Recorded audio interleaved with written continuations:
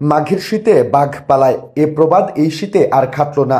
গ্রামাঞ্চলে ভোর ও রাতে কিছুটা শীত অনুভূত হলেও শহরাঞ্চলে শীত নেই বললেই চলে। তবে মাঘ মাসের শেষের দিকে সারা দেশে রাতের তাপমাত্রা 1 থেকে 2 ডিগ্রি হ্রাস পেতে পারে বলে জানিয়েছে আবহাওয়া অধিদপ্তর। শুক্রবার আবহাওয়াবিদ হাফিজুর রহমান স্বাক্ষরিত 72 ঘণ্টার পূর্বাভাসে এই তথ্য জানানো হয়েছে। পূর্বাভাসে বলা হয়, উপমহাদেশীয় উচ্চচাপ বলয়ের বর্ধিতাংশ পশ্চিমবঙ্গ ও তৎসংলগ্ন বাংলাদেশের পশ্চিমাঞ্চল পর্যন্ত অবস্থান করছে।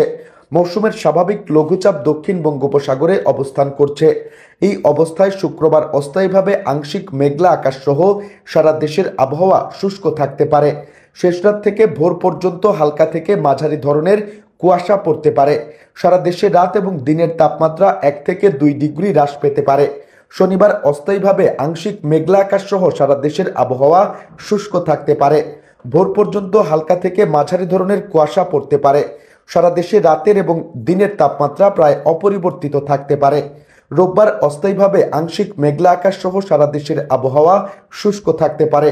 ভোর পর্যন্ত হালকা থেকে মাঝারি ধরনের কুয়াশা পড়তে পারে। সারা দেশে রাতের এবং দিনের তাপমাত্রা সামান্য বৃদ্ধি পেতে পারে। আবহাওয়া অধিদপ্তর আরও জানায়, আগামী 5 দিনে রাত এবং দিনের তাপমাত্রা বৃদ্ধি পেতে পারে।